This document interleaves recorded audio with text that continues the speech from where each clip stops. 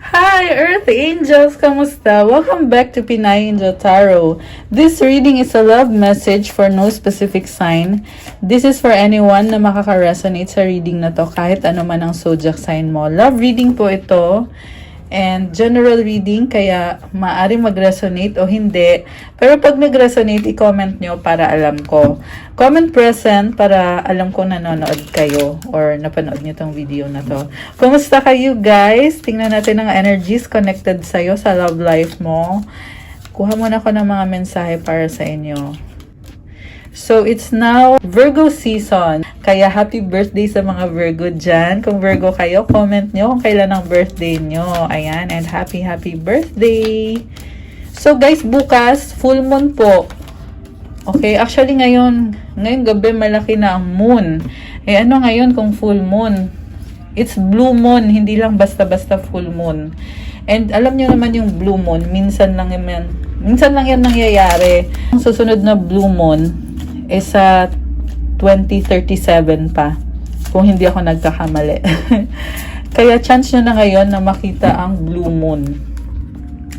At also, kapag full moon guys, is a good time to manifest. Kaya itodo nyo na yung manifestation nyo. Alam nyo kung bakit. Kasi minsan lang to opportunity na to. Meron kasing manifestation portal na nagbubukas kasama ng blue moon. So, ayan. Mag-manifest na kayo. Tingnan natin. Tingnan natin muna yung unang mensahe para sa'yo. Pride. Oh my gosh.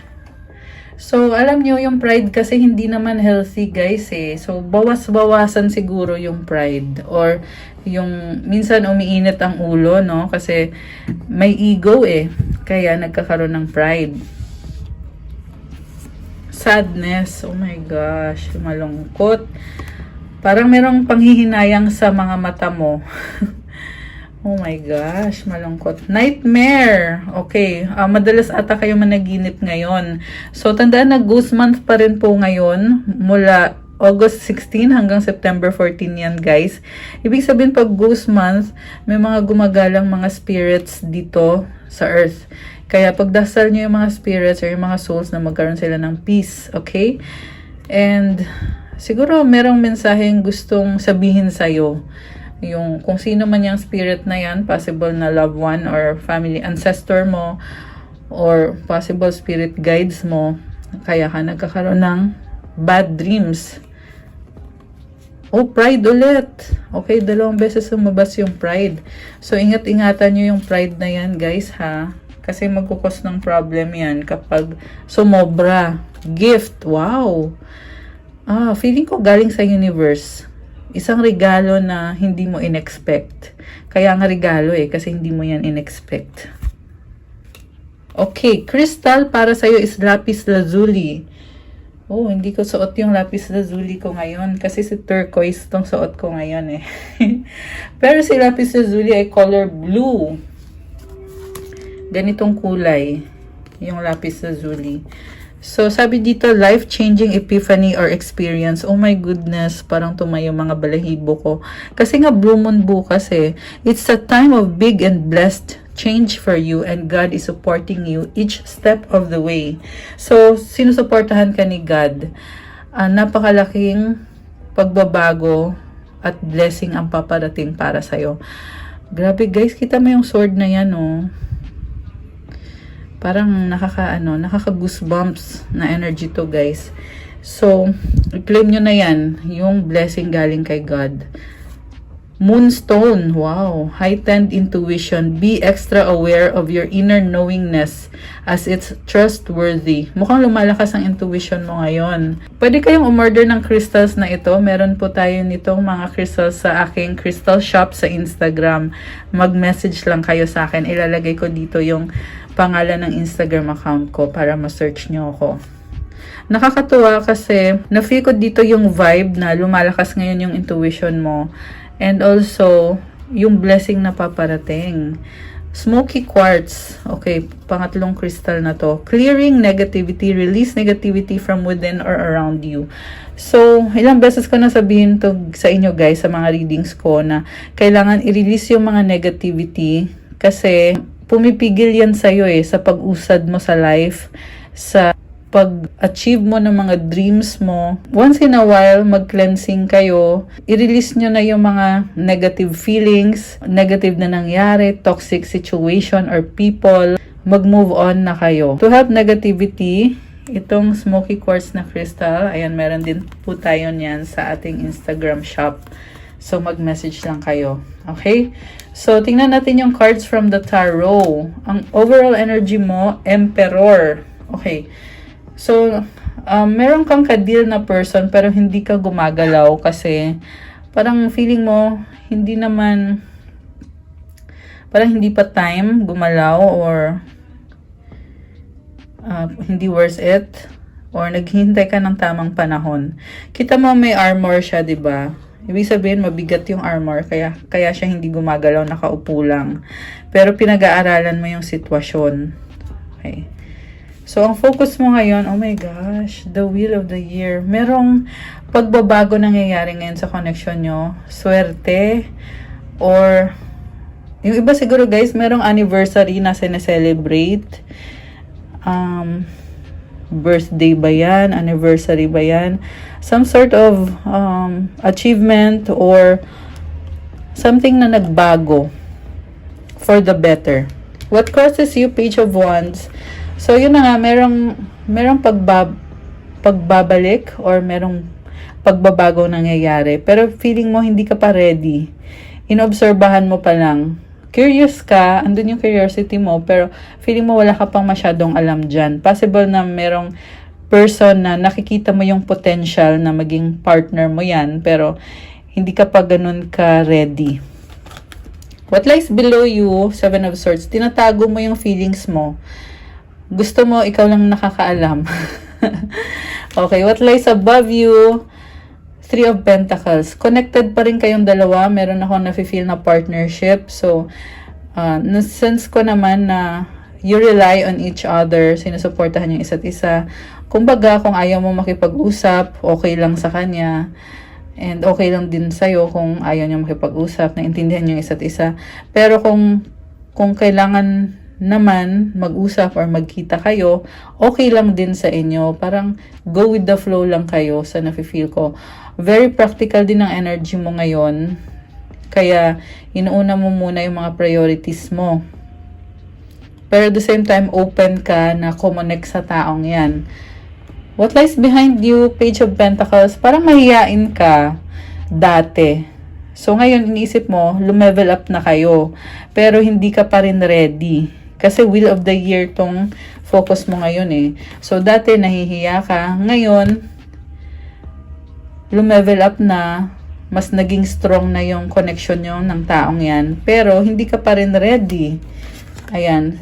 Siguro masasabi ko dito guys, huwag mo nang antayin yung time na maging ready ka. You will never be ready. Siguro gawin mo na lang. Tingnan natin yung susunod. Knight of Pentacles. Parang nakita mo na magkakalayo kayo sa future. Kaya natatakot ka rin na baka pag hindi mo binigay sa kanya yung attention na deserve niya or hinihingi niya sa'yo or gusto niya, baka mamaya iwanan ka niya, talikuran ka niya. Yun yung fear mo. So mag-clarify tayo guys. Bakit nga ba parang ayaw mo siyang kausapin?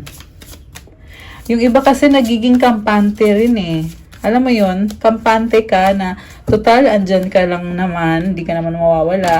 Ba't ko pa sasayangin oras ko sa'yo? Which is for me, hindi maganda yun. Hindi maganda yun. Diba guys, kung nasa relationship ka, dapat alagaan mo din yung relationship ninyo. Mag-date kayo, kilalanin yung isa't isa, mag-enjoy kayo. I-express nyo yung feelings nyo. Okay, gets ko na.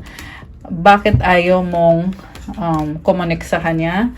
Kasi, Hermit, Four of Swords, the Fool, Seven of Wands. Alam mo, andyan siya. Actually, kakasabi ko lang. Kampante ka. Kasi nga, feeling mo, kailangan mo pa ng panahon para sa sarili mo. Kailangan mong unahin yung sarili mo. So, ba't mo siya poproblemahin? Ikaw nga, sarili mo nga, hindi mo nga maayos-ayos pa. Pero, confident ka naman sa sarili mo kasi emperor ka So, ibig sabihin, alam mo na nasa sayo na lahat. And parang gusto mo ikaw yung masusunod. Alam mo yon, ganun yung feeling mo ngayon eh. Gusto mo ikaw masusunod, gusto mo mapag-isa, sanay ka ring mag-isa, and alam mo, andyan yung opportunity, pero mas pinipili mo na hayaan mo lang. Nakita ko din sa'yo, may effort ka din kasi naintindihan mo yung mga bagay-bagay eh. Kasi itong si Hermit, nag-aaral din yan. Pinag-aaralan mo yung sitwasyon.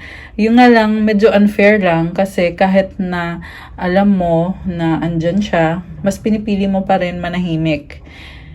Kung saan ka safe, mas gugustuhin mong maging safe ka ngayon.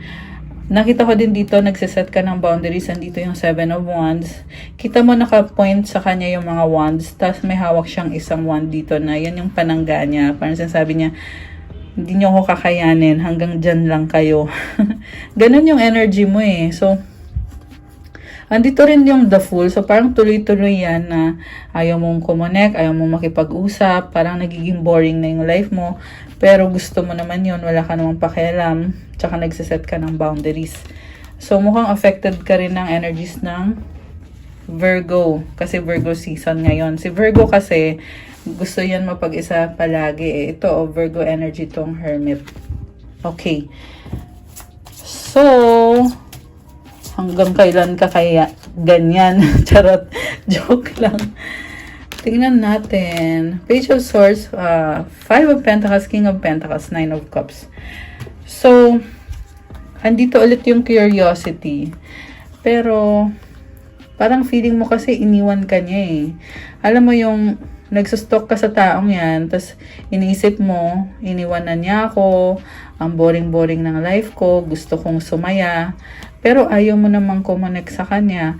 Parang ini-enjoy mo lang yung mga blessings sa paligid mo ngayon, mag-isa ka lang. Possible na yung iba sa inyo, marami namang nagmamahal sa inyo, family nyo, friends nyo. Pero when it comes to love, hindi nyo mo binibigay ng buo yung sarili mo. Possible na, yes, committed ka sa taong yan, pero meron kang nire-reserva pa rin para sa sarili mo. Kaya 9 of Cups, kasi meron pang isa kang wish na hindi mo pa makuha-kuha. Pero, nag-enjoy ka, oo, definitely. There is abundance, there is blessings. Kita mo yung grapes, hinog na, diba? So, it means hard work. You work hard for something. Yung iba sa inyo, nagkaroon kayo ng financial problems, and you are really working hard, kaya nagkaroon ka ng achievement ngayon. And, oo, finances na yung mga energies na nakita ko dito. So, nag-enjoy ka rin at the same time, inalagaan mo sarili mo, pero hindi pa rin mawala sa isip mo na kailangan mo pang kumayod at magsikap pa talaga para sa pag-improve ng finances mo. Pero gusto kong sabihin congratulations kasi hindi basta-basta yung achievement mo na yan. Nakita ko kasi yung grapes eh. Ang kahulugan kasi ng grapes guys na color violet, mahabang proseso ang pinagdaanan mo bago ka naging hinog na grapes. So, kaya ngayon, kung na-achieve mo na yung success na yan, dahil yan sa pagsisikap mo. So, congratulations. Okay, so ngayon, okay, tingnan pa natin. Oh, may namimiss ka, ha? Okay. Uy, kita nyo yun, lumipad yung card. 4 of Pentacles, okay. Iniingatan mo yung sarili mo. And you're taking it slow. Okay. Taking it slow, playing safe to si, playing safe ka eh. Oh my gosh, guys, may 6 of Pentacles. Alam mo, kahit taking it slow ka, playing safe ka, pero hindi mo ma-deny na connected ka na sa taong yan. Kasi andito yung 6 of Pentacles. Ibig sabihin, parte na yan ng buhay mo. Oh my gosh, merong babalik guys, the Sun. So, tuloy-tuloy lang kung ano meron kayo, pero nakatalikod ka. Bakit? Yun ang tanong. Andyan siya, meron bagong simula, pero bakit nakatalikod ka pa rin? Ayaw mo pa rin mag-invest ng emosyon. So, ganun lang talaga ang energy mo ngayon. Supportive ka sa kanya, andyan ka para sa kanya, pero yung puso mo medyo nakalock. merong padlock yung puso mo. Tapos yung susi, or yung sabihin natin yung password, tinatago mo muna yung password. Ayan. And then, sa totoo lang, nagpapakasaya ka sa ibang paraan. And, kasi celebration card tong Three of Cups eh. Ayan. Masaya ka naman eh. Yung nga lang, yung puso mo lang talaga, nakapadlock. Dahil, alam nyo kung bakit? Kasi ayaw mong masaktan. Oh my gosh! Kasi sobrang mahal mo siya, King of Cups. I love it. Alam mo, ang lalim ng pagmamahal mo sa kanya. Grabe. Nakakaloka. Oh my gosh! Soulmate mo pala yan eh. Or siya na yung the one mo. So, King of Cups and the Lovers. Nakaloka to, guys. Alam nyo, kahit parang ang seryoso ng vibe mo ngayon, kasi puro pera, pera, pera, at trabaho ang iniisip mo. Pero hindi mo ma-deny na meron parang hindi mo ma-explain na feeling na connected ka sa taong yan. Ito yung the Lovers card. Okay? Also, malalim naman pala yung pagmamahal mo eh. So, possible na hawak mo lang yung susi. Parang na-feel ko dito nagtitiis ka kahit hindi mo nakuha yung pinaka-happiness mo talaga. Pero yun pa rin yung wish mo na matupad yung happiness mo. Alam mo, sa totoo lang, wish fulfillment na din tong cards na to, guys eh. Nakikita ko dito, you're physically attracted sa isa't isa. And yes, merong romance. Ayan. 10 of Wands, 2 of Cups. Okay. Parang feeling mo ang dami mong burden ngayon, dami mong responsibilidad. Nagmamadali kang tapusin at ayusin yan. Okay. Na-excite na ako ngayon kasi ang ganda ng cards na lumabas. 4 of Cups, Knight of Cups. Wow, romantic. Page of Cups and the shadow side. Alam niyo, sobra dito yung attraction niya sa isa't isa. Pero for some reason, parang iniisip mo, parang ang boring naman ito. Bakit kaya ganon? Parang hindi makontento. Andun yung feeling na hindi makontento. Pero nakikita ko kinikilig ka sa taong yan.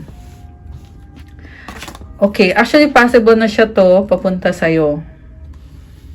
And, ayan o, Ace of Pentacles, level up. Lumilevel up kayo, guys.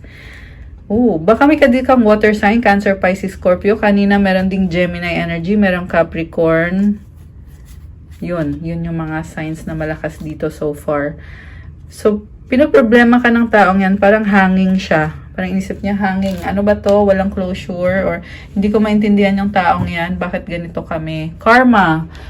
So, marami na pala kayong pinagdaanan. Oh my gosh, Temperance. Nakakaloka to, guys. Alam niyo, full moon bukas. Ayan, mag-manifest na kayo. Sa love, sa career. Pero, pag sinabing manifest, sabayan mo ng effort yan, guys, ha? Hindi yan yung parang mag-wish ka lang tas wala lang. Hindi ganon. Dapat, kaya nga sinasabing manifest kasi may gagawin ka para makuha mo yan. Makuha mo yung wini-wish mo. Ganon yun. So, itong person na to, nakita ko, minamanifest ka niya kahit matagal. Pasensyoso or pasensyosa. Sagittarius energy. Okay. Ayan, nagtatry talaga, oh. Kahit busy. Ayan, busy kayo, guys. May mga frustration din dito, oh. 9 of Wands, 9 of Pentacles. Grabe. Marami kayong ma-achieve this month of September. Also, merong enjoyment, Queen of Cups. Oh my gosh, nakakaloka. Kanina andito si King of Cups, ngayon andito si Queen. I love this reading. Okay, full of love. Kanina kasi akala ko masyadong serious, pero ngayon naglalabasan yung energy ng love. So ibig sabihin, yes, ini-enjoy nyo pa rin yung romantic love life nyo ngayon. Ayan, andito ulit yung Karma and Temperance. Okay, anong outcome dito? Nakakaloka yung reading natin. 5 of Wands, the moon. Okay, full moon. 2 of Wands, ayan, meron nakatingin sa moon.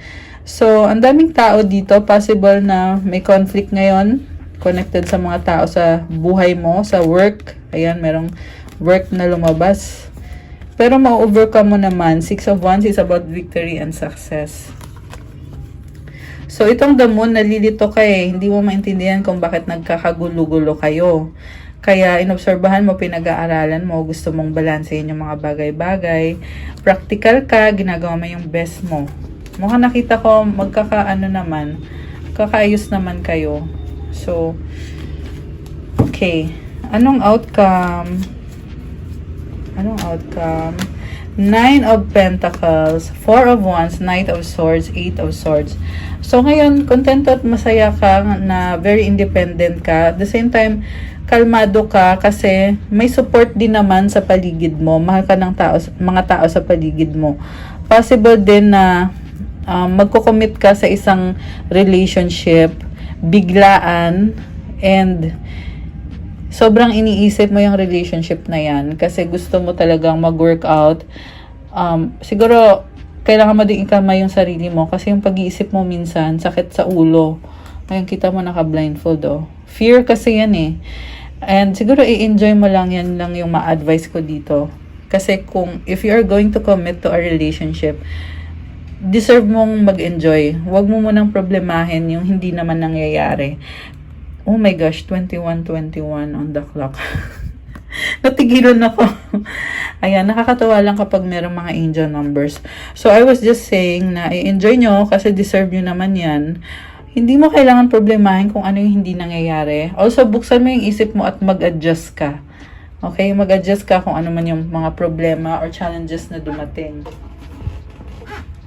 Anong energies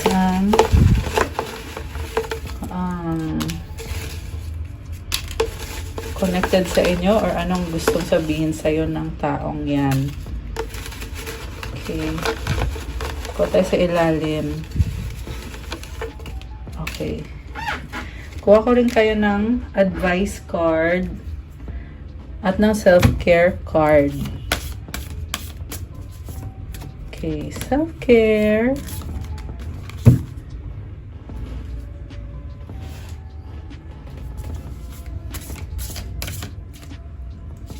Okay. Burden problems. Ayan. Dami mong aayusin. Ano daw? Slowly lang. Take it slow lang. Yan yung advice para sa'yo. Ikaw pa rin. I still love you. Oh my gosh. Diba? Excited. Oh. I love that. Ayoko. Kasi nga, gusto mo pag-isa eh. Kaya ayaw. LDR, long distance relationship. Break up. Oh my gosh. O baka sa past yun. Nagkaroon ng breakup dati. In a relationship. Oh. So, possible na nag-break kayo, nagkabalikan kayo, in a relationship na kayo ulit. Or kinoconsider nyo na magkaroon ulit ng relationship. Loyal. Ikaw lang, loyal. Wow. Dapat lang, no? Anong point na makipag-relationship ka kung wala yang mga yan, 'di ba? Dapat talaga ikaw lang. Oh my gosh, the one. I love this. So, ang advice or message kayo sa universe, the moment I embrace my peace within and surrender the outcome is the moment that the universe can truly get to work. Nakakatuwa to guys. Ang sinasabi dito, i-enjoy mo yung peace sa loob mo, i-embrace mo yan. At wag mo ipilit kung ano yung mangyayari. I-surrender mo lang, hayaan mo lang. Kasi pag ginawa mo yun, magugulat ka kung anong bibigay ni universe para sa'yo. Gagawa ng paraan ang universe na magiging ayun, basta gagawa ng paraan ang universe. At well, it's not for me to tell you kung anong ibibigay kasi depende yan. So, pero ang masasabi ko lang sa'yo, you attract what you are. Kung ano yung vibe mo, yan din yung ma-attract mo. Kaya piliin mong maging high vibe. Okay? Ang self-care card mo, connect with crystals. Oh my gosh! Ayan guys ha, so marami iba-iba yung mga crystals natin. Itong mga crystals dito sa harap nyo, i-feel nyo yung energy kasi sobrang ganda. Kaya ako nagli-leading ng may crystals kasi gusto ko rin i-share sa inyo yung sobrang happy, positive na energy. Pwede rin kayong umorder ng crystal bracelet para nasusuot mo yung crystal. Kagaya nitong nakikita nyo, suot ko. Ayan, pero mahal to guys. Mahilig kasi ako sa mga rare na crystals. Pero tingnan nyo dun sa Instagram nyo, sa Instagram ko, marami kayong pagpipilian. Pakiramdaman nyo kung aling crystal dyan, yung parang gusto nyong hawakan or gusto nyong magkaroon kayo. Kasi most likely yan din yung crystal na tutulong sa'yo sa moment na ito. Ayan, napakaganda kasi ng crystals. Buhay na buhay at meron pa ako nilalagay na blessing. Lahat ng crystals galing sa akin ay safe.